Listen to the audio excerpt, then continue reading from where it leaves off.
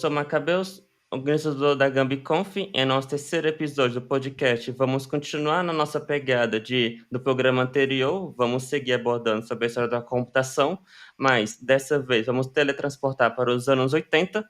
E para isso temos dois convidados bem especiais. Temos o Vasco Moraes, que já ajudou no museu dedicado aos ZX Spectrum em Portugal. E além disso, ele tem um acervo de computadores antigos, uma exposição. E também temos o Gercel Matos, que já palestrou na GambiConf, em que ele trabalhou desenvolvendo computadores originais nos anos 80. E, para iniciar esse podcast, gostaria que ambos se apresentassem e respondessem a seguinte pergunta: como foi o primeiro contato de vocês com o computador?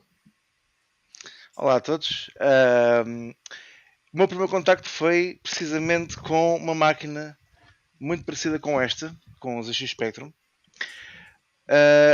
O ZX Spectrum que eu recebi quando tinha apenas 5 anos era o modelo 48K+, que se distinguia do modelo original por ter um teclado mais profissional, feito em teclas de plástico, ao contrário desta membrana de borracha. E eu tenho que dizer, sem qualquer sombra de dúvida, que foi esta máquina que mudou a minha vida e hoje trabalho na área das novas tecnologias, com uma empresa própria, porque aquele bichinho, aquele clique de saber como é que isto tudo funcionava, começou aqui. Uhum. Sim, bacana. Então, eu sou de outra época. Na minha época era difícil ter contato com o computador quando eu era criança. O que a gente tinha era calculadora programável, começaram a surgir. Então, meu primeiro contato foi quando eu entrei na faculdade. A universidade inteira, a Universidade de São Paulo, tinha um computador, um Burroughs 6700. Tinha 500 terminais, 500 pessoas usavam o computador ao mesmo tempo. E logo depois, o escritório local da Motorola estava jogando fora uns kits de computador que estavam muito obsoletos naquela época. Falei, você quer um? Eu aceitei. Era um kit com processador 6800, teclado hexadecimal e tudo mais. E logo depois eu troquei ele por um ZX81 da Sinclair, só que a versão americana, que é 60 Hz, então era compatível com a TV, é exatamente isso aí. Só que veio dos Estados Unidos, não da Europa, porque para ligar na televisão preto e branco no Brasil teria que ser 60 Hz. E, então, eu não usei muito esse, aí logo troquei para um TI 99/4, depois fui melhorando aí. Só que, na verdade, eu comecei projetando o computador antes de ter um. Acabei, quando eu estava no colegial, ainda construí um videogame, um wire wrap, Ah, bacana. da Feira de Ciências do colégio. Então ficou pro colégio. Feira de ciências, normalmente faz o vulcão, você fez o computador, um videogame. Gessel, o ZX81 que tu tiveste não seria um Timex 1000? Não, a Timex veio depois. A Sinclair lançou Sinclair ZX81 nos Estados Unidos, mas não durou muito. Logo ela fez o acordo com o Timex, daí passou a ter o Timex. Mas Então o que eu comprei foi antes disso. aquilo que tu tiveste foi mesmo um Sinclair ZX81 igual a este, mas versão Idêntico. NTSC. Sim. Daí ela Bacana. contratou a Timex para fabricar e a Timex mudou o gabinete dele, inclusive. Inclusive teve uma curiosidade que a Timex para o Spectrum ela fez um gabinete bem interessante. E daí tinha uma empresa brasileira, ela copiou o TRS-80 Color Computer, mas colocou dentro do gabinete do Timex, era 20, 40, não lembro qual era o número do Timex que era o Spectrum. 2048? Isso aí. Só que eles usaram esse gabinete para fazer um TS-80 Color Computer aqui no Brasil, então era bem confuso. Inclusive, essa moda aí continuou. Eu tenho um clone de. Não é bem Apple II, da Microdigital, mas o gabinete era do Atari 1200. E ele também, quando ela fez um clone do Spectrum, ela fez o primeiro era TK90X, mas depois ela fez uma versão um pouquinho melhorada do TK-95 e ela usou o gabinete do Commodore Plus 4. Então, é, eles pegavam o miolo de um computador e o gabinete de outro, assim, daí eles falavam, nossa, um computador original, né? Era um Frankenstein, assim.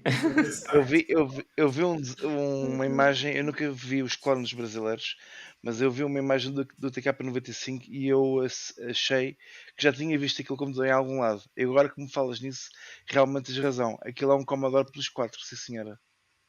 É, o 95.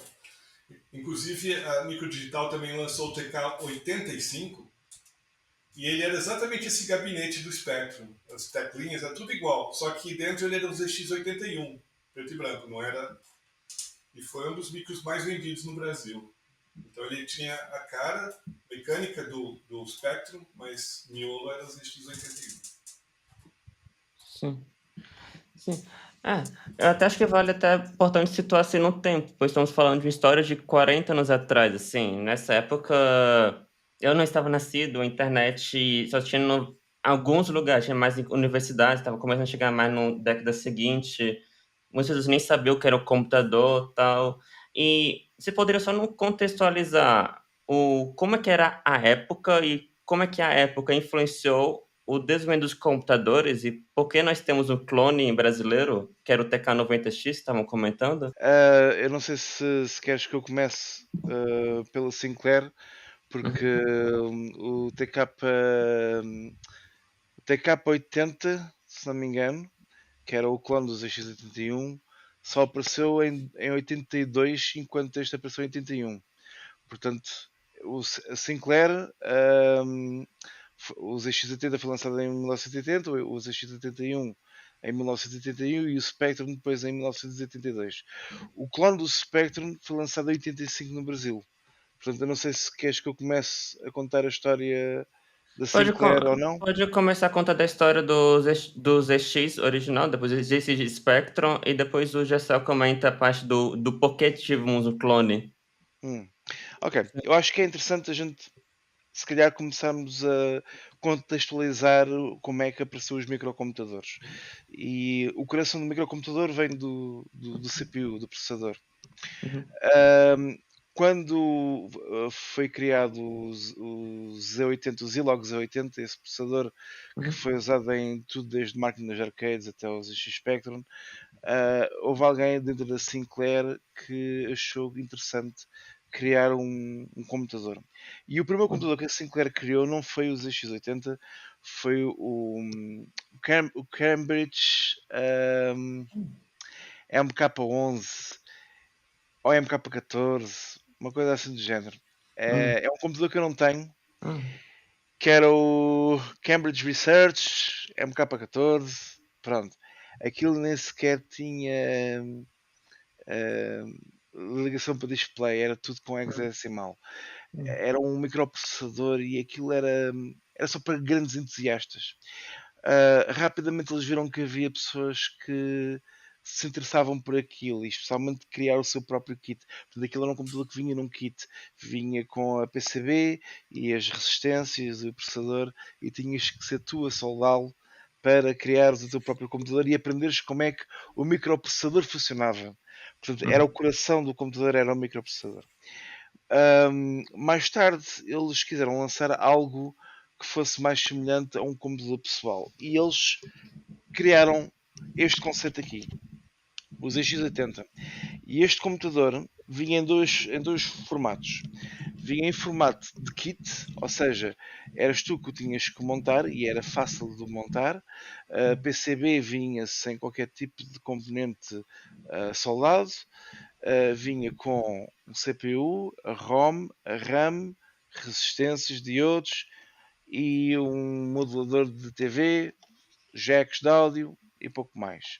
Até o interface de expansão fazia parte da PCB, assim como o teclado, que se reparares, o teclado é uma membrana de plástico sem qualquer tipo de tátil físico, onde tu tens que acertar nas teclas para conseguires fazer com que o contacto que está impresso no próprio PCB, toque junto a uma malha metálica que está no teclado e fecha o circuito.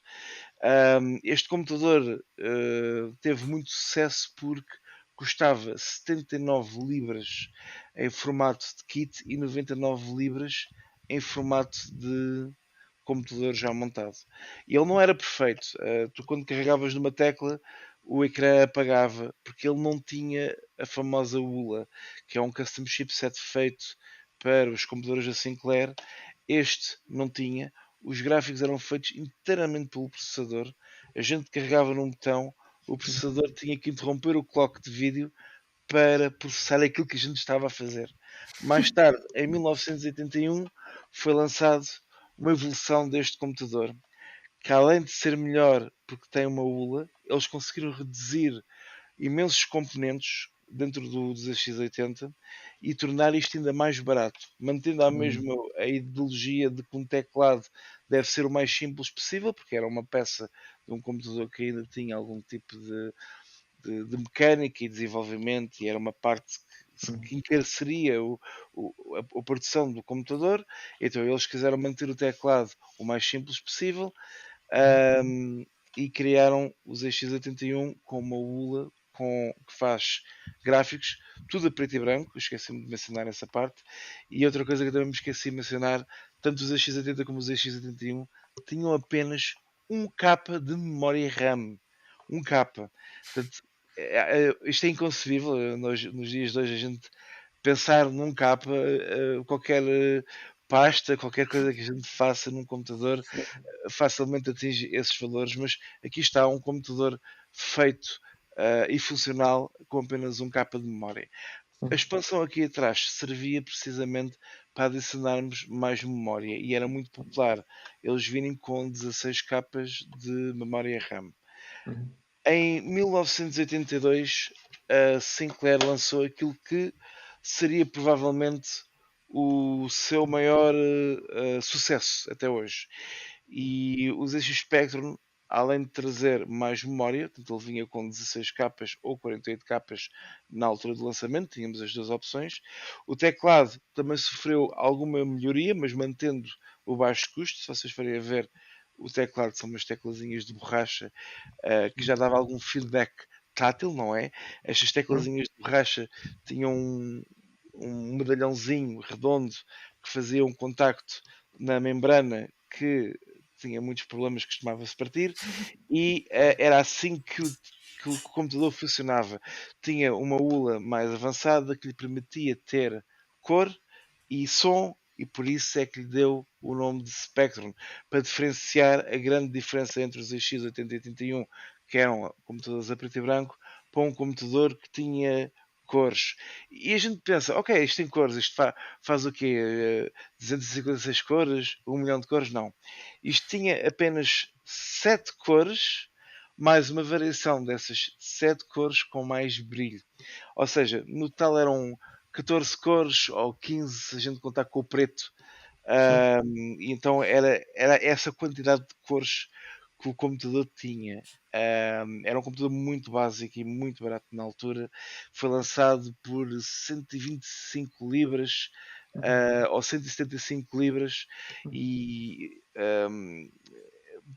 para contextualizar isto, em Portugal tinha um valor da volta de, vamos imaginar, 15, 20 contos, e o ordenado médio em Portugal era 10 contos. Portanto, ele era barato e era mais barato comparado com outros computadores, especialmente como o Commodore 64, que custava o dobro do Spectrum de 48K, mas estamos a falar de que mesmo assim era 1 a 2 ordenados médios de ordenados portugueses. Portanto, mesmo assim, na altura do lançamento ainda era uma máquina dispendiosa. Claro que depois, mais tarde, ela acabou por descer o preço e haver melhorias. Portanto, quando chegou a minha vez de ter um Spectrum, provavelmente os valores já eram bastante mais baixos. O Spectrum foi muito popular em Portugal, no Reino Unido, porque foi o sítio de lançamento dele, mas também foi popular em mais dois países muito interessantes. Foi popular na Rússia e no Brasil. e nem nenhum dos dois países, nem na Rússia nem no Brasil, foi vendido oficialmente. E agora vou passar ao Jocel para ele continuar a história dos clones e de porque é que não foi vendido oficialmente. É só comentando um pouquinho sobre o teclado, para o pessoal de hoje ter uma noção, o teclado do ZX80, do ZX81, é aquele que você encontra num forno de micro-ondas normalmente. É só o desenho e você aperta. É que normalmente Sim, o micro-ondas pelo menos faz um bip cada vez que você aperta a tecla, você tem um sim. Tem uma feedback. Mas não tem sensação. feedback físico, é um desenho que você aperta. Sim. E o do ZX8, do Spectrum, é a mesma coisa, a mesma tecnologia de um controle remoto. Sabe essas teclinhas de borracha aqui que você aperta? Não é exatamente igual, mas quem está acostumado a usar um controle remoto pode imaginar como que era usar um Spectrum, né? Só comentar um pouquinho que o grande lance do Sinclair foi realmente um salto muito grande em relação ao custo dos computadores que existiam. Que teve um sujeito que em 74 ou foi 73 ele escreveu uma série de artigos numa revista técnica que você podia construir o seu próprio terminal, chamado The TV Typewriter. É uma máquina de escrever que aparecia na TV, chamava Don Lancaster. E mais tarde, quando começaram a lançar o Apple II, o TS-80, o Sinclair, o Commodore PET, né? Daí ele olhou aquilo lá e falou, nossa, a gente podia fazer bem mais barato. Ele lançou um livro, inclusive, chama The Cheap Video Cookbook.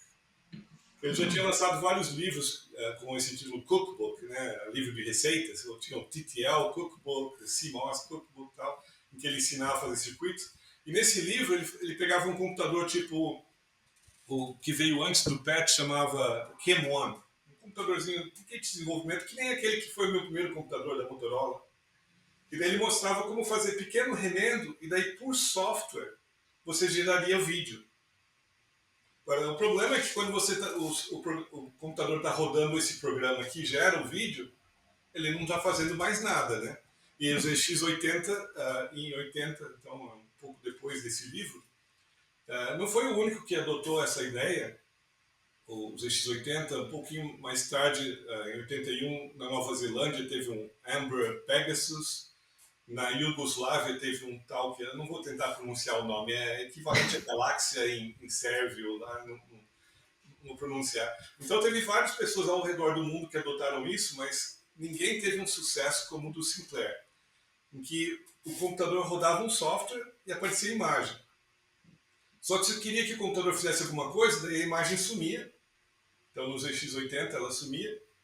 E quando estava pronto para apresentar o resultado, voltava a imagem. Inclusive, normalmente a televisão demorava um pouquinho para voltar a sincronizar, então pulava a imagem, daí ela parava assim, daí você via qual era o resultado. Então você escrevia um programa em Basic, mandava rodar, e daí quando ele dava print, daí ele parava. Então era bem desagradável, mas permitia muito mais pessoas terem computador.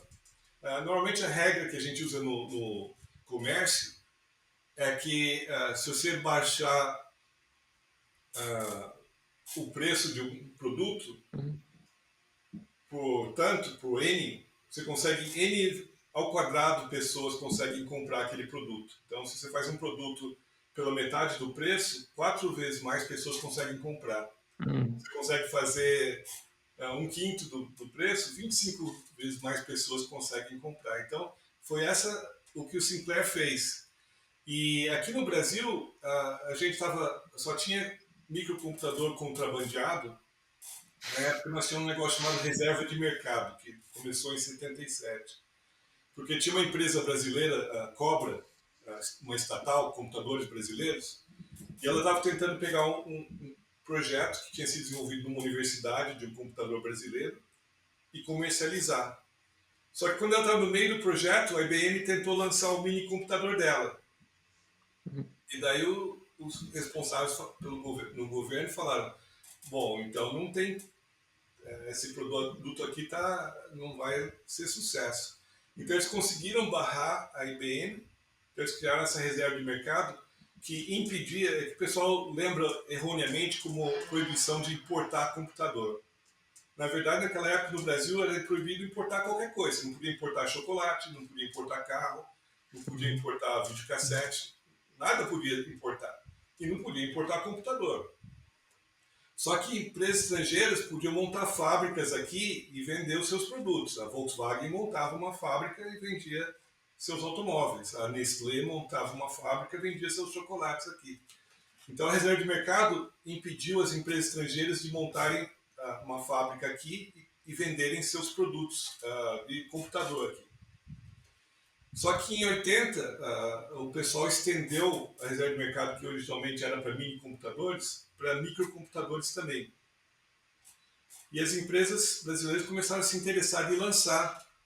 Então, o primeiro foi de uma empresa chamada Dismac, que antes fazia calculadora, lançou uma cópia do TS-80.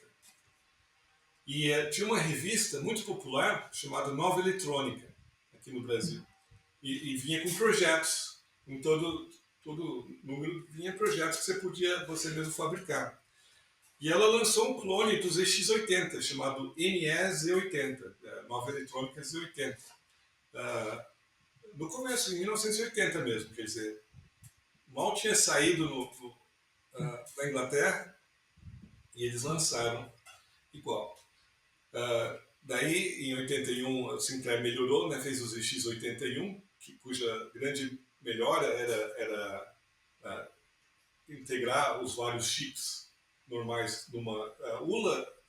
Aqui no Brasil a gente usa o termo ULA para unidade lógica e aritmética, só que na verdade esse aqui ULA é Uncommitted Logic Array, que era uma tecnologia da Ferrante, em que você tinha um chip que tinha uma matriz de portas lógicas, tanto é que os equivalentes nos Estados Unidos chamavam de Gate Array. Então era uma matriz, por exemplo, de 12 por 12, 144 portas lógicas.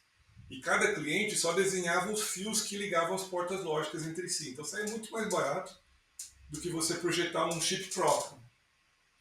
Entendeu? Você só tinha que projetar. Eu cheguei a participar do projeto do Gate Array. O fabricante dava uma folha com essa matriz, então, e daí com uma caneta colorida você mostrava que fios que você queria. E ele fazia uma máscara, então, só para você fabricar. E então a Ferrante ofereceu essa tecnologia, então os vários chips do ZX80 viraram um chip. E eles acrescentaram mais uma lógica que permitia que quando você gera vídeo, você gera uma imagem, mas aí tem uma série de linhas que são todas pretas, que é quando o feixe está voltando para cima, né? Que a TV, o feixe varre e depois tem que voltar para cima para a próxima tela. E inclusive isso aqui é explicado aqui nesse livro. Então se você fizer um circuito um pouquinho a mais, daí você consegue fazer com que essas linhas pretas, você libera o processador para fazer algum outro programa. Então, esse é o modo slow do ZX81, que o ZX80 não tinha. Então, você coloca no modo slow, enquanto o programa roda, ele roda a 1/5 da velocidade normal, só que a imagem fica bonitona na tela. E se você colocar no modo fast, aí ele fica que nem era o ZX80, que a imagem some, daí você roda na velocidade completa do Z80 e depois volta a imagem, né? Então a outra melhoria grande que eles fizeram foi a ROM tinha o dobro do tamanho, então o ZX80 só tinha números inteiros, o ZX81 tinha ponto flutuante, né? Então a revista Microeletrônica, Nova Eletrônica, ela lançou então o NE-Z8000, em que ele colocou essas melhorias, continuava tudo chips discretos. Daí logo foi formada uma firma, depois eles tiveram um terceiro modelo, chamava CP200, que tinha um gabinete mais bonitinho, mas era um ZX81 também. E a Microdigital lançou formou-se a firma Microdigital para fazer um clone que chamava TK-80. Era o Tomás Kovari, por isso que era TK, o nome lá dos sócios. Então, era o TK-80, que era um clone do ZX81, mas eles fizeram uma série de melhorias e daí lançaram o TK-82, depois o TK-82C, eram vários modelos. E o TK-82 ficou bem popular. E daí a Sinclair processou eles.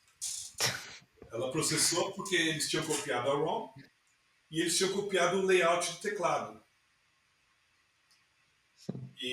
Só que acontece que o juiz deu ganho de causa para a Microdigital, por dois motivos.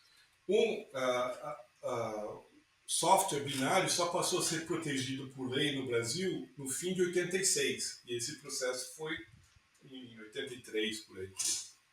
Então, a ROM da Sinclair não era protegida no Brasil. Nenhum software binário era protegido no Brasil. Tanto é que tinha pirataria adoidado, e não era ilegal a pirataria. Era ilegal você ir em Miami, comprar um programa e trazer na mala. Isso era ilegal. Mas uma vez que o programa estava aqui, dar uma cópia para todos os amigos, não era contra a lei. Depois de 86 passou a ser com crime. Mas a outra coisa é que o layout é protegido por o que a gente chama de patente de design. Tem dois tipos de patente. Tem patente de invenção e tem patente de design. Só que as patentes valem dentro de um determinado país. E a Sinclair tinha patente na Inglaterra e nos Estados Unidos, mas ela não tirou a patente no Brasil. Então, daí criou-se a fama de que não adiantava firmas estrangeiras processarem no Brasil, porque os juízes eram favoráveis a firmas brasileiras. Não é bem o caso, quer dizer, esse foi um caso particular. Mas, então, assim, a Microdigital ficou livre para continuar vendendo. Daí, como eu falei, o modelo seguinte foi o TK-85, em que a eletrônica era a mesma do TK-82, só que dentro do gabinete e os tecladinhos de borracha do Sinclair Spectrum. E daí eles contrataram pessoas, foi subindo o nível de sofisticação, e então eles contrataram Cláudio Cassens e outras pessoas, e eles, olhando no osciloscópio, viram como que funcionava a ULA do Spectrum, que daí o Spectrum ele acrescentou muito mais lógica, então não tem comparação a ULA do ZX81 com a ULA do Spectrum. Daí o Spectrum era mais parecido com um Apple II, no sentido de ter um circuito completo de vídeo, e daí o processador não fazia o vídeo por software mais, ele fazia... inclusive os ZX80, 81, o Vasco falou aí sobre o 1 kilobyte. Uma coisa impressionante é que esse 1 kilobyte incluía a tela. E se você tiver 32 caracteres por 24 linhas, isso são 768 bytes. Sim. Quer dizer, esse 1 kilobyte estava quase inteirinho ocupado pela tela, porque sobrava. Mas a Sinclair teve uma ideia genial. Ela falou, bom, nem sempre a tela está cheia. Então, na memória, ele guardava os caracteres e daí um caractere de fim de linha. E se ele contava esse caractere de fim de linha, daí ele não precisava ler da memória, ele mostrava como branco o resto da linha. Então, se você tivesse uma tela em branco, você gastava só 24 bytes na memória. Só 24 caracteres de fim de linha. Se você tinha só uma frase embaixo, então ele conseguia ter bem menos que 768 bytes normalmente. Só quando você realmente enchia toda a tela, você ocupava 768 bytes. Sim. Mas no Spectrum, como o modelo mínimo era 16 kilobytes, então em vez de ter essa coisa variável, tentar comprimir, não, ele tinha 6 kilobytes, que era um bitmap basicamente, e mais, agora esqueci quantos, acho que seriam 768 bytes para indicar a cor. Então cada bloco de 8 por 8 pixels tinha uma cor, que nem ele falou, eram 16 cores, então 4 bits. Então tinha a cor do pixel quando o bit era 1 e a cor do pixel quando o bit era 0. Inclusive, eu acho que Sim. Cor- In- Um era um 16 e quando era zero ele usava 8 bits, só 8 cores de fundo. E um bit significava se piscava, né? Uma coisa assim. Sim. Tinha pescar, tinha o brilho. Então. Sim, sim. Inclusive, por conta dessa questão que tinha cada era bloco, assim, você tinha muito. Você não conseguia ter muita granularidade para definir as cores, porque você definia por blocos, que tinha cada bloquinho por 8 tinha duas cores, e isso acabava causando o que era, acho que era colo atributo clash. Exatamente. Sim, é, Era muito comum isso entre sim, o TI 99/4 ou MSX, todos têm esse mesmo problema, que quando você divide a tela em caracteres, basicamente, ou tiles, né? Se você falar de videogame tipo sim, Nintendo, sim, mais se divide o fundo em sim, tiles. Agora, micros como o ZX8, desculpe, como o TI 99/4 ou o Nintendo, ah, você usa isso aí só para gerar o fundo. Daí você tem um negócio chamado sprite, que são figuras que movem. Então, sim, você não sente tanto. No Spectrum, as figurinhas móveis são feitas usando mudando os bits dos sim, caracteres mesmo. E sim, daí o problema é quando você tem um hominho andando, e daí ele passa desse caractere para esse caractere. sim, Às vezes ele mudava de cor, entendeu? Porque sim, se você tinha dois objetos, esse objeto aqui é amarelo e verde, esse objeto é roxo e azul. E sim, daí eles vêm e agora estão no mesmo caractere, não tá, você tem duas cores só, então você tem que escolher qual que sim, vai ser. Então, sim, mas o pessoal, à medida que eles foram programando mais e mais, eles foram sim, aprendendo a lidar com essa restrição, entendeu? Então, se você sim, olha os primeiros jogos, eles são meio feinhos em sim, termos de color clash. sim. Agora, se Inclusive, Vasco, você quer comentar mais sobre essa parte dos jogos? Porque, tá, o ZX Spectrum não era um videogame, era um computador pessoal, mas tinha, acho que, inclusive, mais jogos que o Nintendinho, que é de uma época, que era quase da mesma época. Você quer comentar mais sobre sobre essa parte? É assim, é inegável que o ZX Spectrum tenha um legado tão grande graças aos jogos. Eu próprio interessei-me por computadores, mas quando eu era miúdo o que eu fazia no Spectrum não era jogar. O Spectrum criou developers Uhum, em toda a parte do mundo, porque qualquer pessoa uhum, conseguia programar um ZX Spectrum.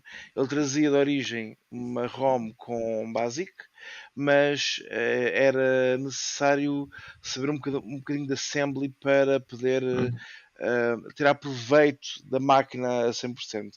Mas mesmo assim, em BASIC era possível criar alguns jogos e isso fez com que qualquer pessoa conseguisse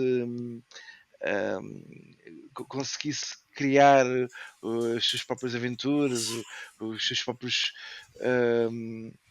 as suas próprias invenções, não é? Era giro alguém ter uma máquina que ligava a uma televisão, porque na altura não havia uhum, monitores, isto era tudo ligado à televisão, porque qualquer pessoa em casa tinha uma televisão, o monitor do computador era um custo adicional, e era uhum, giro alguém com uma máquina destas ligada à televisão e através de algumas linhas de comando criar uma coisa tirada da cabeça. Hoje em dia temos impressoras 3D e as pessoas ficam fascinadas porque podem criar um objeto em CAD e depois vê-lo transformar-se numa coisa real. Na altura nós tínhamos um ZX Spectrum e tínhamos uma ideia e queríamos transformá-la para algo que não era palpável, mas era virtual, era numa tela de um sim, computador e aquilo parecia magia, não é? sim, Escrevíamos as coisas e aparecia, agora vou fazer que o boneco dizer um palavrão e alguém escrevia isso e fazia o boneco dizer um palavrão e as pessoas riam-se, os miúdos riam-se, não é? E aquilo acabou por criar o bichinho da programação para pessoas que hoje em dia já são adultos feitos e que estão nesta área e têm empregos importantes e que desenvolveram um software importante. E o bichinho começou aí nessa altura. Outra coisa que eu também acho interessante falar é as limitações do hardware. Um, Uhum. O Jessel estava a dizer, pronto, que um capa de memória, ainda por cima a memória do ecrã era, se a gente preenchesse aquilo tudo, eram 768 bits, bytes, aliás. Se nós estivermos a pensar nisto, nós tínhamos que contar os bits dos caracteres para ver se cabia espaço para mais qualquer coisinha no jogo. Tínhamos que andar a fazer contas de matemática para ver qual é que é o tamanho máximo dos pixels dos bonecos, quantos bonecos diferentes é que a gente podia meter, quantas animações diferentes é que a gente podia meter, até como é que a música podia ser para não estourarmos a memória dos ZX Spectrum. E na altura era mais difícil de tirar partido da máquina por essas limitações, quando hoje em dia parece que as coisas já estão mais facilitadas, ou seja, temos motores de game engines já feitos, onde a gente Uhum. podemos ir buscar assets e criar os nossos próprios jogos de uma maneira mais fácil e conseguimos criar AAA games sendo um indie developer. Na altura, para criarmos um joguinho simples para os ZX Spectrum, porque aquilo era tudo jogos simples, às vezes era preciso uma equipa de 2 ou 3 pessoas para conseguir fazer as coisas bem feitas. Mas claro, havia muitas pessoas a criar jogos sozinhos, mas criar um jogo naquela altura eu acho que era fenomenal, era quase magia negra.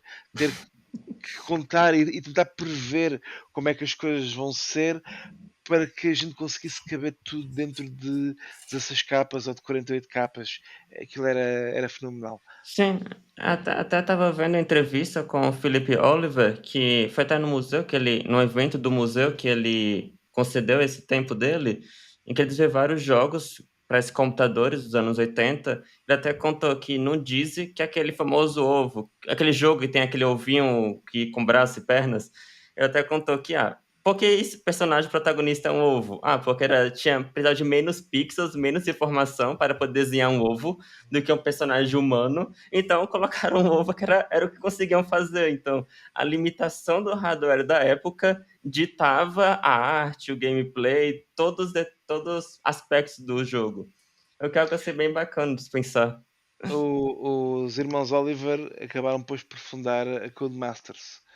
Sim. Como a vida deles como programadores e eles são considerados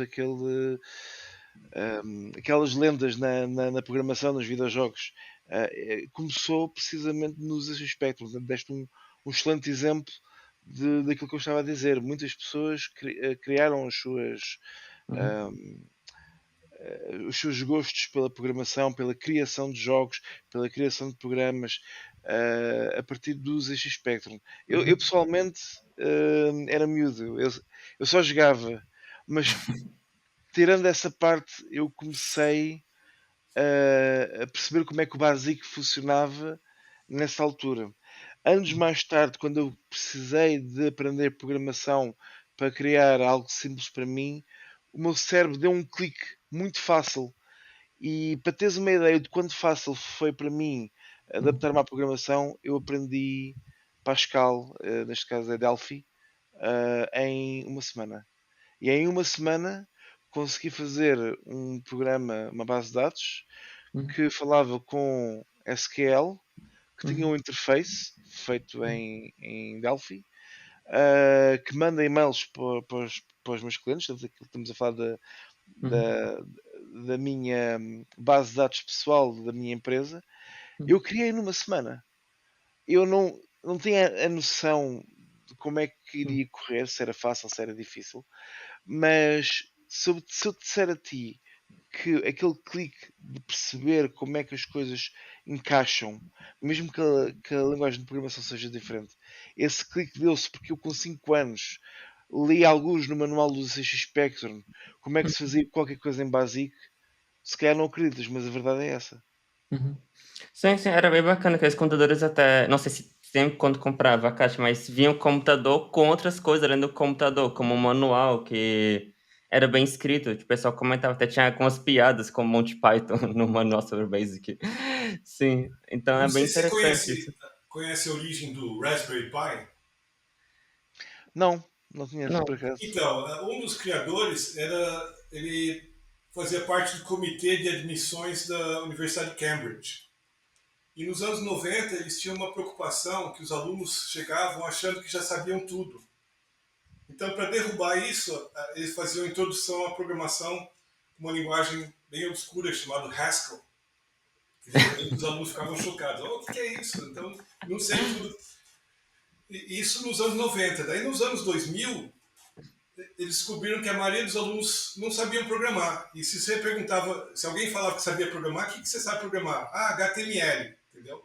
Eu falo, como que teve essa volta, esse regresso? Daí eles foram ver os alunos dos anos 90, quando crianças tinham tido o Spectrum. Estavam Hum, programando em casa. Os alunos do ano 2000 tinham tido um PC em casa, só que não era o PC deles, era o PC da família. Daí não podia mexer, não podia soltar um fio, o PC não vinha com nenhuma linguagem de programação dentro dele, você teria que saber instalar uma linguagem de programação para começar a programar. Então daí eles tiveram a seguinte ideia: então vamos fazer um computadorzinho como um Spectrum. O primeiro protótipo deles, inclusive, naquela época tinha voltado a ser moda de você usar um microcontrolador PIC ou AVR8 e fazer, por software, gerar vídeo. Virou uma moda lá em 2004, 2005. Então, o projeto Raspberry Pi começou em 2006 e eles tiveram a seguinte ideia: vamos colocar dois microcontroladores AVR8, é o mesmo do Arduino original. Um, por software, gera uma imagem e o outro roda o interpretador de Python, por isso que é Raspberry Pi. Então, quando você ligar o computador, vai ter um prompt, que nem o Sinclair tinha um prompt, que daí você digitava em BASIC, sim. né? Só que depois o projeto acabou sendo desviado lá. Depois ele falou, mas na verdade a gente não ficava só digitando programas em BASIC das revistas. Na verdade, a gente recebia fitas dos amigos e tal. Então seria legal se esse aparelho pudesse baixar programas da internet. Uhum. Mas daí seria legal se ele rodasse Linux. E daí colocaram um processador ARM para rodar o Linux e tal. E foi evoluindo e acabou chegando onde é o Raspberry Pi. Mas a ideia deles era tentar recuperar o que tinha sido a infância deles. Na infância eles tinham tido o Spectrum. No caso, esse cara aí tinha tido um BBC Michael, ele era um pouco mais rico, mas que era concorrente. Mas a ideia Sim. seria trazer, então, e por isso que eles focaram tanto no preço, 25 libras ou 35 dólares, falou que daí se a criança soldar um fio e queimar, daí o pai compra outra, entendeu? Mas não é um computador de 200, 500 dólares, Não. entendeu? Que daí É, a criança mas não pode mexer. conseguimos ver essa mesma tendência ainda nos dias de hoje. Por exemplo, as pessoas tinham os de Spectrum, aí já sabiam mais programar. Depois tinha o computador, então já perdia um pouco disso, mas ainda sabia usar um mouse, conseguia saber o que era um sistema de arquivos. Hoje em dia, as crianças pegam um celular que não tem nada, então a cada vez que passa, cada nova geração vai diminuindo o quanto que já entra no trabalho ou na escola já sabendo usar de computador. Mas sim. A ideia seria complementar, se a criança tiver um celular e um Raspberry Pi, Aí entendeu? já compensa. Porque, Sim. inclusive no celular, as companhias bloqueiam. A Apple não deixa você colocar linguagem de programação dentro do celular. A gente desenvolveu. Tem linguagem de programação, só que daí você não pode baixar, não pode colocar no Apple Store lá, porque ela tem um monte de regras. Não pode ser isso, não pode ser lá. Então a gente tem linguagens que a gente usa com as crianças, só que não pode ser dentro do iPad, do iPhone e tudo mais. Pelo Sim. menos o É, Android é um pouquinho mais flexível nesse aspecto. Mas, quer dizer, não é uma restrição tecnológica, é uma restrição comercial que está impedindo a criançada tudo. E só que a maioria das crianças hoje não tem computador em casa, só tem celular. Né? sim. Já estamos desvirtuando um pouco do assunto central, mas só para voltar um pouco sobre o tema dos EX, ou coisa sobre desenvolvimento de computadores.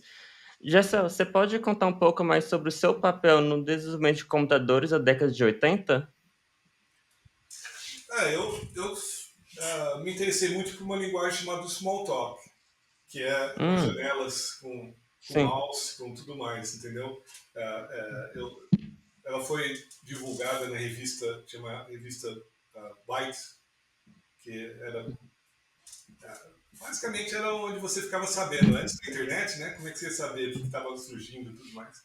Era revista, Em sim. agosto de 81, a Byte publicou tudo sobre. Até então era tudo criminal, né? Tudo texto. Como eu falei, eu tinha contato com o computador lá na universidade e tudo mais. Esse tipo de computador eu conhecia. Daí ver uma novidade, cut, copy, paste, janelas, tudo mais. Eu falei, vamos fazer computador desse tipo então, né? Que nem o Macintosh aqui, que não tinha no Brasil na época. E então eu estava projetando esse tipo de computador aí, mas eu acompanhava, eu tinha contato com o pessoal que. A maioria dos outros estavam tudo clonando o computador, ninguém estava fazendo computador original. Porque, como você estava liberado a pirataria, se você fizesse um computador original e lançasse, ele ia ter 3 programas. Por exemplo, o Itaú 7000 é um projeto original, um computadorzinho que eles lançaram. Aí tinha 3 programas para ele. Agora, se você pegasse uma cópia de alguma coisa, um Apple II, um TS-80, um Sinclair ZX81 ou Sinclair Spectrum e tudo mais, daí tinha uma coleção de softwares todos de graça. Você não tinha que pagar, entendeu? Então não Sim. tinha como concorrer.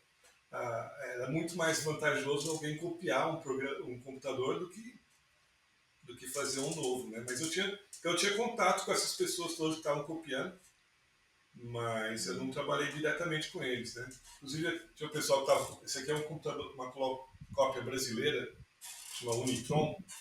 Hum, Eles tinham primeiro copiado o Apple II e agora eles se apaixonaram pelo Macintosh e tentaram copiar isso aqui. No fim, acabaram não tendo permissão do governo de vender. E, e o jeito que eles copiavam é exatamente que nem o pessoal da Microdigital copiou a ULA do Spectrum. Colocavam os osciloscópios, anéis analógicos, via as formas de onda que entrava e saía. E daí eu ofereci para eles de aumentar a velocidade em relação ao computador americano, desde que eles me pagassem com uma máquina, né? Eu falei, senão daqui a 20 anos eu vou contar essa história e ninguém vai acreditar. Agora, se tiver a máquina, eu ligo ela aqui, você vê se ela funciona ou não. Ela ficou 30% mais rápida. No caso, ele usava uma tecnologia chamada PAL, Programmable Array Logic. Era um chip que você podia queimar uns fusíveis dentro e fazer lógicas diferentes. Ele não é tão boa quanto o Gate Array, mas ele tem 6 dessas PALs aí. Então eu só reconfigurei. A placa é exatamente idêntica, só que eu configurei as PALs com formas de onda diferentes, ficou 30% mais rápido. sim. Pois é. Vasco, aproveitando o assunto, você quer falar algo sobre o desenvolvimento ou fabricação desses computadores na década de 80? Bom, é assim, eu na década de 80 era um miúdo. Eu Claro. não vivi essa área como o Gessel viveu. O que é que eu te consigo adiantar que o Gessel ainda não falou? Estava a falar das paus, ele também já falou das ulas. O que é que eu consigo adiantar disso? É que a gente já falou basicamente tudo sobre hardware. Se quiseres, eu posso fazer o seguinte: eu posso abrir aqui num instantinho esta máquina e mostrar como é que era um Spectrum por dentro. Se calhar era algo bastante interessante. Queres passar aí ao Jassel enquanto eu tiro só os parafusos? Você pode falar sobre algum outro assunto, sobre a diferença dele com o TK90X, por exemplo. Uh, isso é uma boa questão porque eu não conheço o TK90, mas o Jessel conhece. De O qualquer maneira é TK90 assim. 90 tinha uma pequena diferença, nem todos os programas eram 100% em função da ROM. Tinha uma diferença na ROM. E eles corrigiram isso no TK95, que daí ficou incompatível com o TK90 anterior. Então tinha programas que você trazia de fora para o Spectrum e não funcionava. Fora que ele era 60 Hz e o Spectrum era 50 Hz. Sim. Você já tirou os parafusos? Foi rápido. Sim. Isto tem 5 parafusos. Pronto, o Spectrum é isto. É uma tampa em baixo, uma tampa em cima, que é onde está o teclado, e aqui dentro, não sei se consegues ver, estão Dá pra duas ver. fitas. Estas duas fitas são as fitas do teclado. É. Faz parte da membrana. Se eu tirá-las com calma, Isso aí é bem consigo. frágil e fica quebradiço depois de muitos anos. É, exatamente. É muito fácil de danificar. Se a gente separar as fitas, conseguimos separar a parte do teclado. Sim. E aqui por trás nós vemos que não temos nenhum parafuso, portanto nós para mudarmos a membrana temos que descolar esta chapa metálica que é colada e ela dobra-se com muita facilidade, tirar a membrana de borracha e substituir uma membrana que é feita deste material que acho que é Mylar, não sei o nome em português. Este material aqui, aliás, dá para ver se calhar que esta membrana já está partida. Portanto, tem aqui uns traços partidos. Ela é muito comum, ela a variar-se. Estes computadores, quando ainda estavam a ser usados na altura, dos anos 80, passado 4, 5 anos, começavam a falhar o teclado precisamente por causa destas fitas que começavam a estalar e a partir os contactos. E para trocar esta membrana tinha que se descolar aqui a parte da frente toda, tirar as teclas de borracha, trocar a membrana e voltar outra vez a colar tudo no sítio e esperar que a gente não tenha dobrado esta chapa de metal, que isto é muito frágil. E depois vemos aqui o coração da máquina. A primeira coisa que salta logo aqui à vista é este dissipador. E tu dizes, este dissipador é para arrefecer o processador. Não, não é. Este dissipador está aqui para arrefecer este pequeno chip. Este pequeno chip é um retificador de tensão, ou seja, entra uma voltagem que são, se não me engano, 9 volts e sai, se não me engano, 5 volts. E eu digo se não me engano porque eu já não me lembro isto tudo de cor.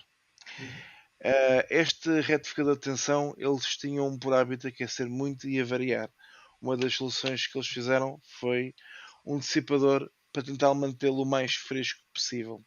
De resto, aqui dentro desta máquina, isto é uma máquina com 48 capas de memória, e eu sei, porque para além de ter as memórias baixas, tem as memórias altas, e se a gente tivesse a versão 16 capa, esta parte aqui não existia, só existia aqui esta parte. Uma coisa muito curiosa é que os primeiros Spectrums, especialmente os 16 capas, quando saíram no mercado, saíram com memórias que tinham na realidade o dobro da capacidade. Isto porque na altura as memórias eram muito caras, mas a Sinclair, num golpe de gênio, comprou as memórias avariadas, se não me engano, à Sharp, e usava apenas metade da capacidade delas. Isto deu alguns problemas porque as memórias estavam moribundas, algumas avariavam e houve efetivamente alguns computadores que voltaram para trás. Mais tarde, anos mais tarde, este aqui é um Issue 4, fabricado, se não me engano, em 83. Esta motherboard aqui já deve ter memórias que não são dessas avariadas, são memórias melhores, e o que acontece aqui neste modelo é que as memórias acabaram por baixar de preço e eles usaram os tais bancos de 16 capas mais 32, não, portanto 16 capas, eu tinha que fazer as coisas para fazer 48 capas, pronto.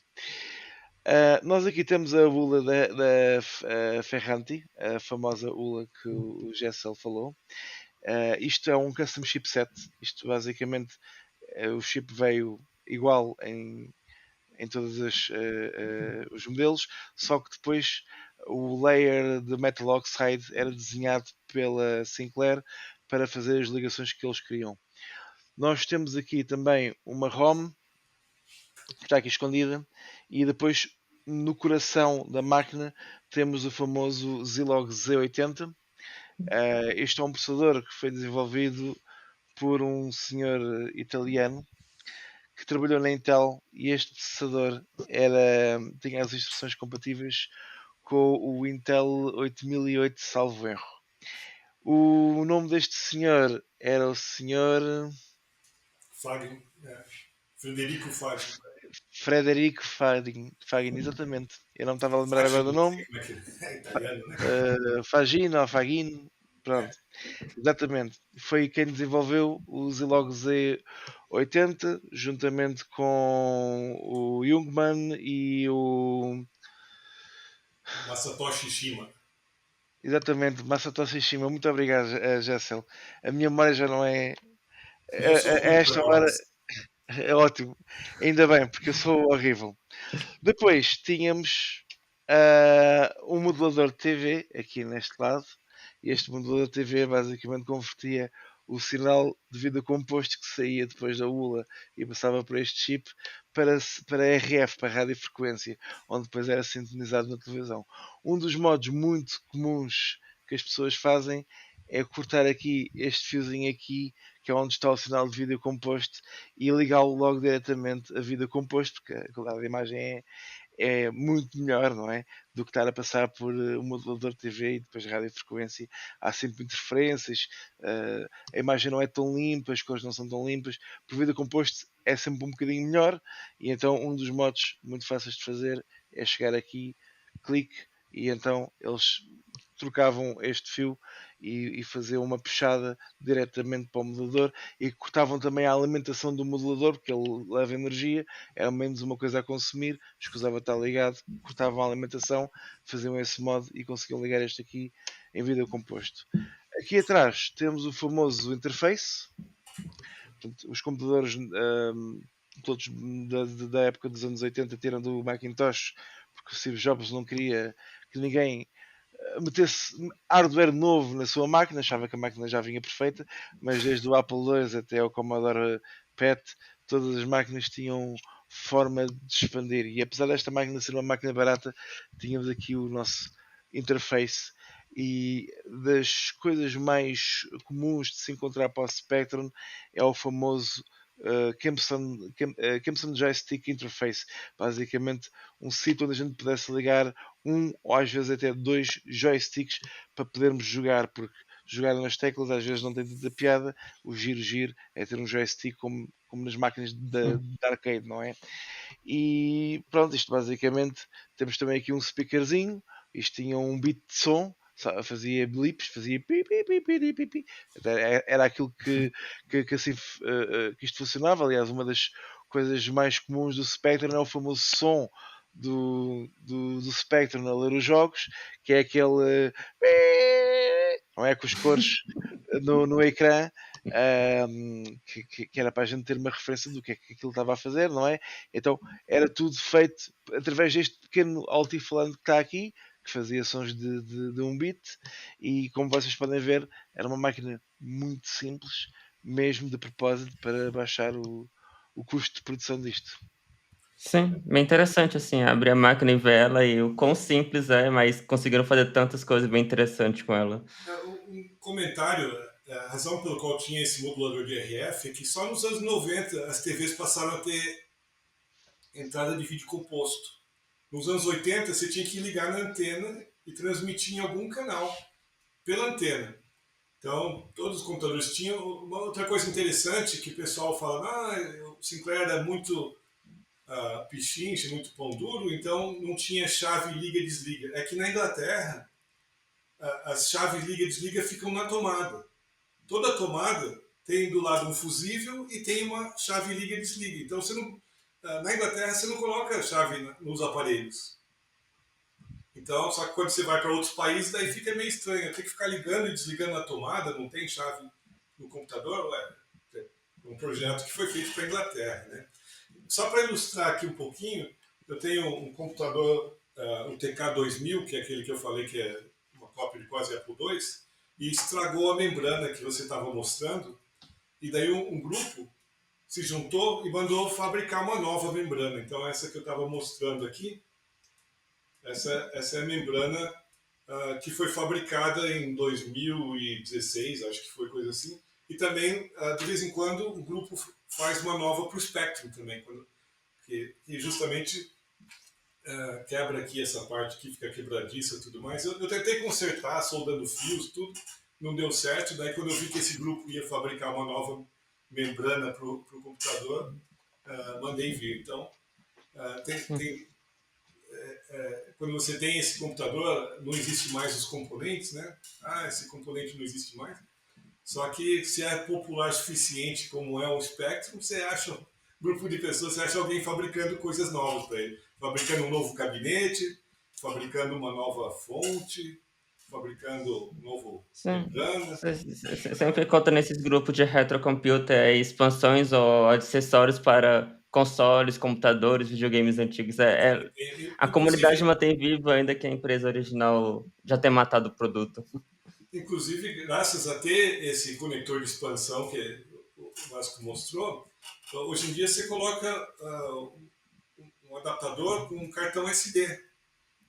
E de repente, sabe, com um cartão SD, o, como é fácil usar o computador comparado. Naquela época a gente usava a interface cassete, né? De áudio lá, fazendo aquele barulhinho. Depois a Sinclair tentou uns tal de micro drives, que era uma fita infinita, então você não precisava rebobinar, ela ficava rodando sempre, mas aquilo era meio frágil, não funcionava direito. Mas hoje em dia, se você pega esse micro, que justamente a grande falha e a razão pelo qual esse tipo de computador acabou sumindo do mercado é porque a unidade de disquete é $500. Você não vai colocar uma unidade de $500 num computador que custa menos de $100, né? Não faz sentido isso. A interface cassete não dava. Então, a falta de um meio de armazenagem na faixa abaixo de $100 que pudesse funcionar naquela época. Então, hoje em dia, se você pegar um Spectrum de verdade e ligar um cartão SD, de repente você vai ver que não é um computador muito, muito melhor do que você lembrava, entendeu? A limitação dele era a armazenagem, Sim. armazenar dados. Falando sobre lembrar essas coisas da época, Vasco, deu para mostrar durante o programa que você tem bastante paixão pelos esses espectros, computadores da época, você materializa essa paixão na sua exposição, no seu acervo, já colaborou no museu. Você pode contar um pouco, assim, bem por alto, sobre esse museu e para chamar as pessoas para participarem, irem para ele? Sim, pronto. São duas coisas distintas. Eu tenho na minha loja, que é o Senhor Computador, em Odivelas, uma exposição Sim. com bastantes computadores pessoais dos anos 80 e 90. Portanto, temos lá, além dos ZX Spectrum, temos um Apple II, temos Uhum. um Macintosh 128K, temos algumas consolas até bastante interessantes, como a Uhum. Vectrex. Tenho lá um computador relativamente raro, um Cosmac VIP. Eu não sei se o Jessel já chegou Sim. a ouvir falar desse computador, que é também um computador feito em kit, com um teclado hexadecimal. Tenho lá muita coisa interessante. Tenho lá um clone do Spectrum, o Super Spectrum, um SAM Coupé. Tenho SX64, que é um Commodore 64 portátil. Tenho amigas, tenho um Amiga 1000 assinado pelo RJ Mical, estive com ele há pouco Uhum. tempo. Foi um amigo meu brasileiro, o Hélio Filho, que conseguiu a trazê-lo cá a Portugal, e eu depois pedi-lhe a ele para me levar até ao RJ Mical, e tenho uma história absolutamente incrível para contar. Se ainda houver tempo, conte, se não, fica para outra altura. Isto foi graças ao Hélio Filho, que também é um brasileiro que também gosta de retrocomputing. Provavelmente alguém que veja este podcast deve saber quem é que ele é, de certeza absoluta.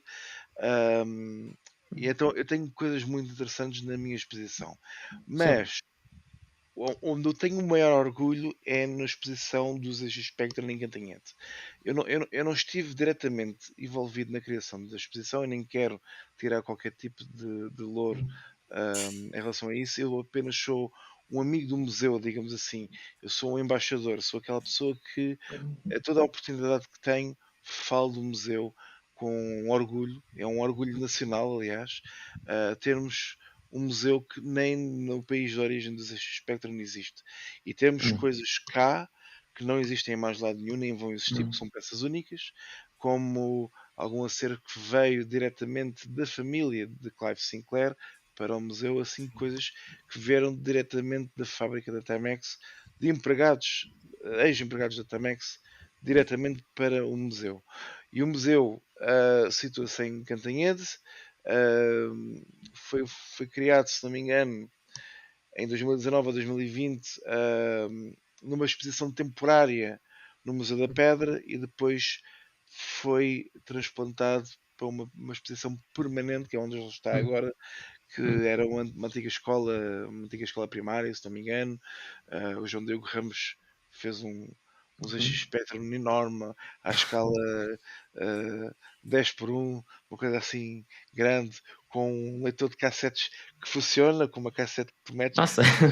Funciona, funciona no sentido em que tu podes abrir a tampa e meter uma cassete lá dentro, não consegues jogar jogos, que aquilo é tudo feito em MDF e pintado e escarovite, portanto, mas logo na entrada tens essa imagem icónica e lá dentro tens uma exposição onde tens tudo, desde alguns microprocessadores para tu veres um bocadinho a evolução, depois tens Spectrums à volta do mundo, tens muita coisa brasileira, muitos clones brasileiros. Aliás, eu falei com o João Diego Ramos sobre este podcast há pouco tempo e perguntei se havia alguma coisa interessante para falar no museu. Eles disseram por acaso que havia um clone de ZX81 que eles não tinham, portanto, se houver alguém aí que queira ajudar o museu e que tenha clones de ZX81, falem com o João Diego Ramos ou comigo Hum, ou diretamente com o museu, porque é sempre interessante termos uma coleção completa aliás, o intuito daquilo é preservar a história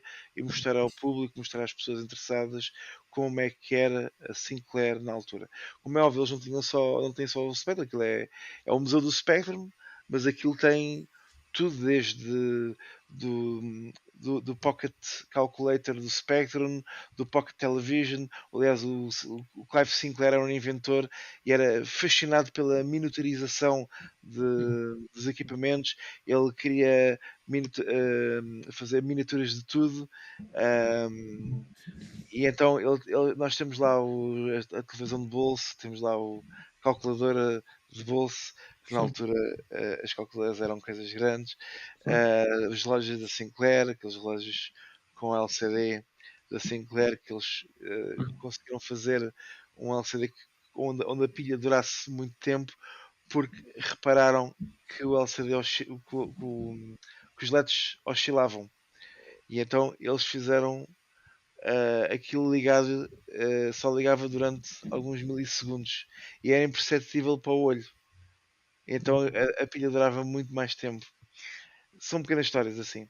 Tem lá também um Sinclair C5, que é um dos carros elétricos que a Sinclair desenvolveu.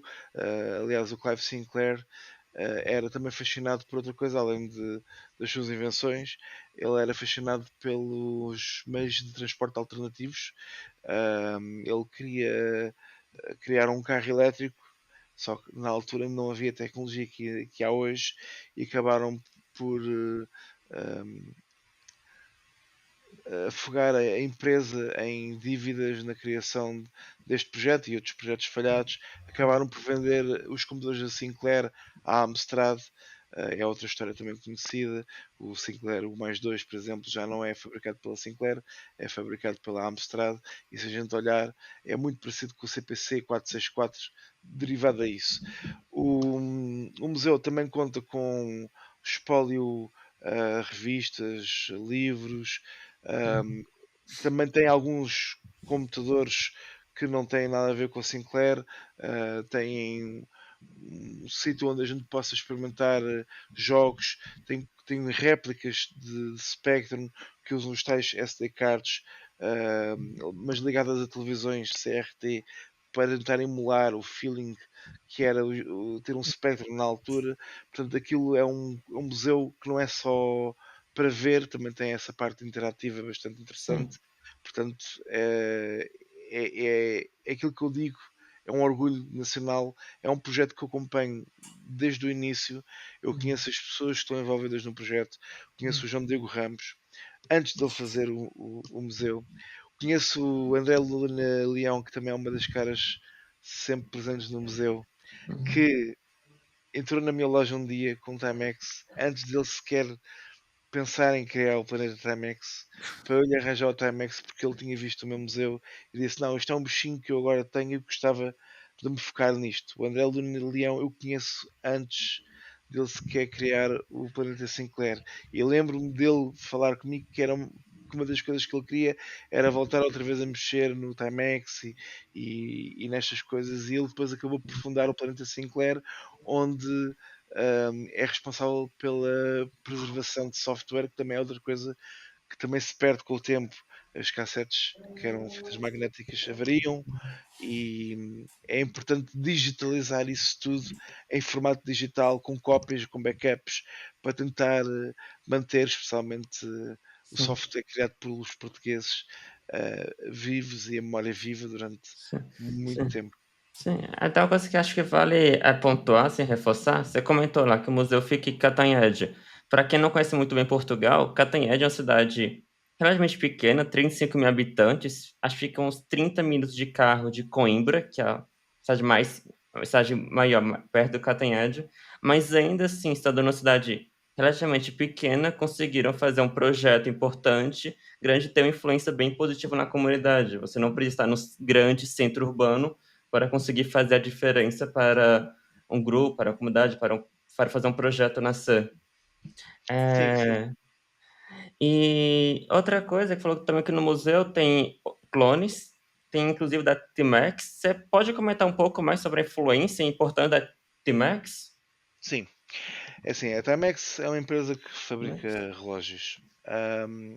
Eles tinham uma fábrica em Dundee, na Escócia, e derivado a algumas leis laborais, eles acharam por bem criar uma fábrica onde houvesse mão de obra barata.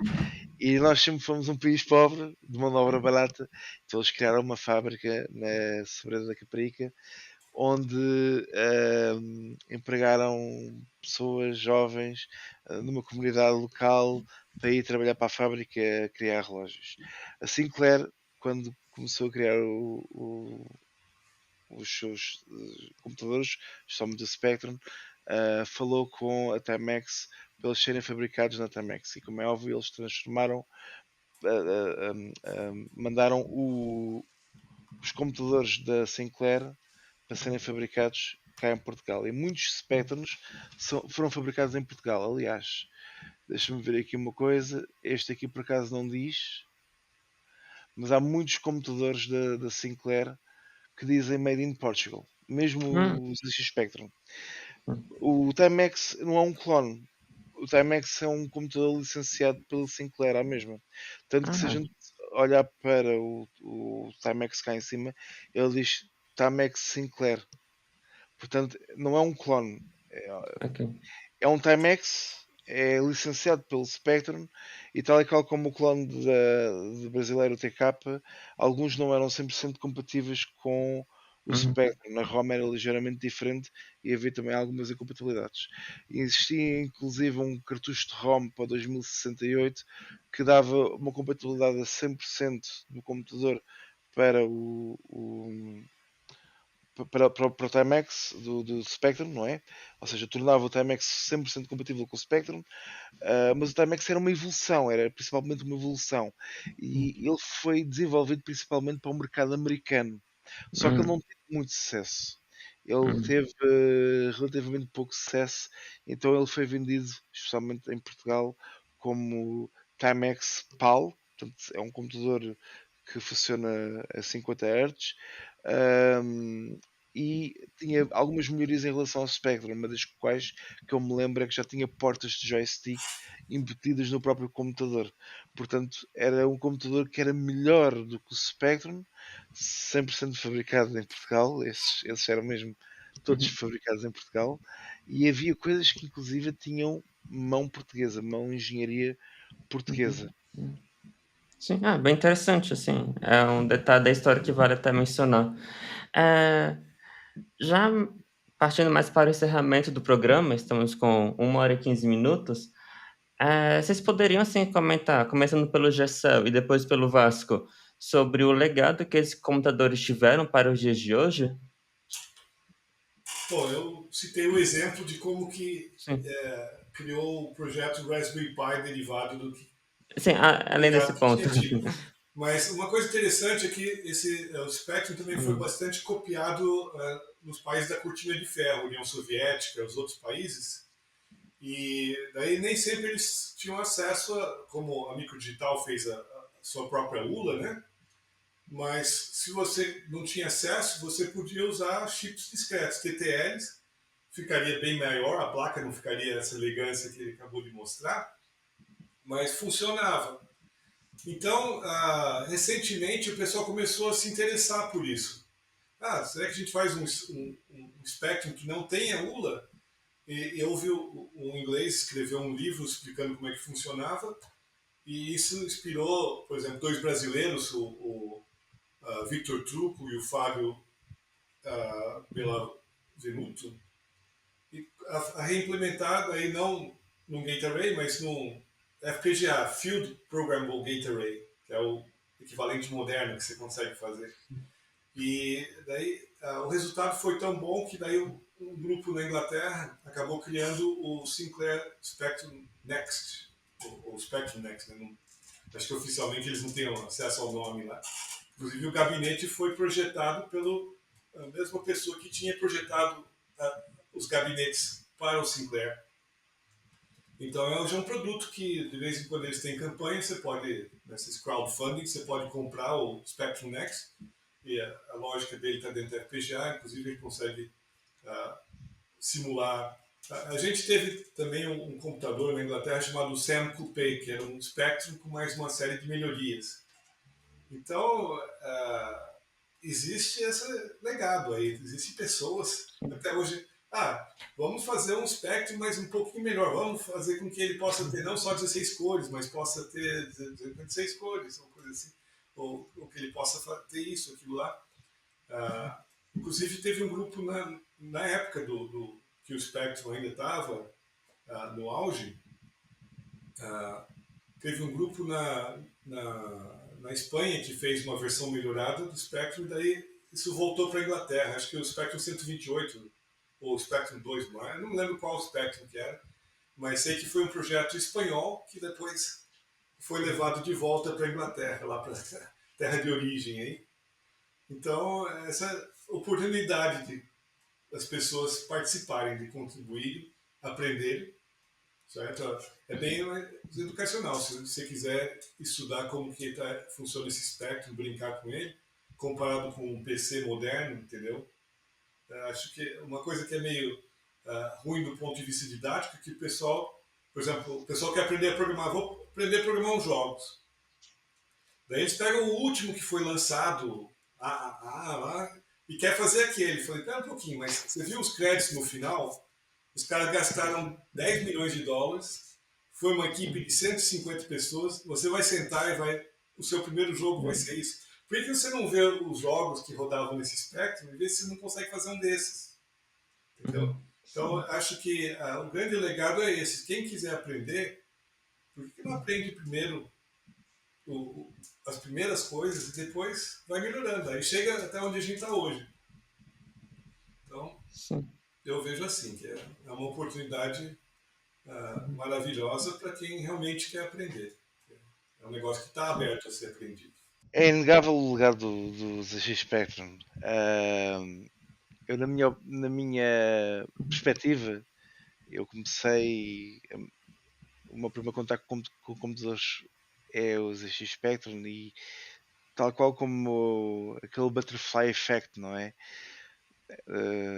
Isso fez uma transformação na minha vida até aos dias de hoje, onde eu me tornei um dono de um negócio onde reparo computadores, onde tenho um museu, e esse museu acaba por ser um tributo aos computadores dos anos 80 que mudaram a minha vida.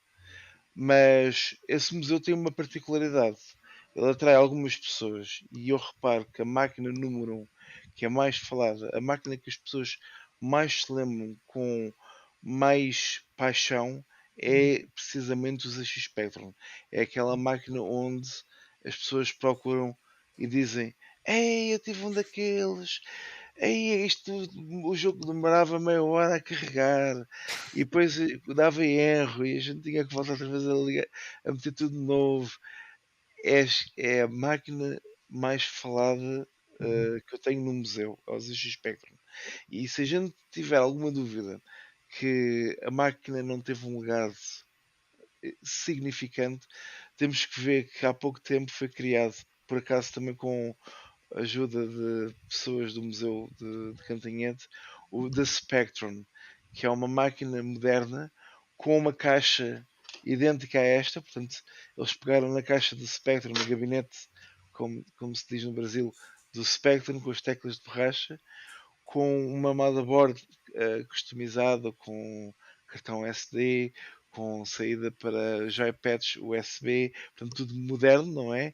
Mas com uma emulação, os gráficos antigos, não é? E nós pudéssemos jogar esses jogos. Sabes que foi o computador mais vendido do Natal de 2023 ou 24? Uma coisa assim do género. E que ele teve um sucesso enorme. Sim. Foi o número um de vendas. Sim, sim, as pessoas davam para as crianças como se estivesse dando um Nintendo Entertainment System, tal, como se estivesse dando um videogame. Era, assim, bem bacana, tal. Tem um daquele vídeo, aquele filme documentário sobre os que aborda bastante sobre os ZX Spectrum, que mostra essas cenas do Natal da "Qual a surpresa de Natal? Ah, vai ser o ZX Spectrum". Sim. Eu aconselho as pessoas a verem dois documentários. Uma é o documentário da Timex de Portugal, que está disponível na página do museu e no YouTube. A outra é um documentário From Bedroom to Millions, do ZX Spectrum, que é um documentário que fala exatamente de como é que funcionava, de como é que o Spectrum mudou a vida de milhares de pessoas. É que não foram centenas, foram milhares de pessoas. Temos hoje milhares de bons programadores e, tal qual como o Jessel disse, nós estamos a perder bons programadores porque as pessoas começam a ficar velhas, começam-se a reformar, e os miúdos de hoje em dia sabem programar usando o ChatGPT e às vezes não se dedicam tanto como deviam se dedicar. Naquela altura havia paixão, era uma coisa nova, aquilo puxava as pessoas e nós temos uma geração que cresceu durante a altura dos anos 80 e 90 e durante toda a altura dos anos 2000 até agora tornaram-se grandes software developers. Eu não faço a mínima ideia se não há alguém numa empresa grande como, sei lá, a Apple, provavelmente não, porque a Apple é uma empresa americana e o Spectrum não teve tanto, tanto sucesso na América, mas uma empresa qualquer inglesa onde algum CEO famoso tenha começado a sua carreira no ZX Spectrum e se a criação desta máquina nunca existisse, se a vida dessa pessoa realmente era a mesma coisa do que é agora. Uhum. Sim. Pois é, com finalização, agradeço bastante, assim, o tempo de vocês para gravar esse podcast daqui da Obrigado, eu. Gamiconf, compartilhar o tempo e o conhecimento de vocês com esse pedaço da história da computação, que é a nossa história como um todo, quem é da área, isso que estamos comentando faz parte da gente também. Se você que está assistindo esse conteúdo tiver interesse em aprofundar, na descrição desse vídeo vamos ter, assim, os links para o museu, para a exposição pessoal do Vasco, também para os documentários, a entrevista do Felipe Oliver, que eu comentei até mais cedo. Além disso, o Gessel, ele já palestrou na GambiConf, na edição do ano retrasado, sobre arquiteturas antigas, que também envolve bastante sobre história da computação. Esse ano, ele vai estar ministrando, junto de outra pessoa, um workshop, então você tem a oportunidade de ver o Gessel pessoalmente e conversar com ele sobre esses assuntos. Os links para os ingressos também vão estar na descrição. E alguma consideração final vocês teriam? É só agradecer, muito obrigado pela oportunidade e boa sorte com os podcasts. És uma pessoa bastante empenhada e empreendedora. Também tenho acompanhado estes teus projetos novos, portanto, dou-te os parabéns. Obrigado. Conversar sobre um assunto como esse. Ok. Eu agradeço bastante, Gessel e Vasco.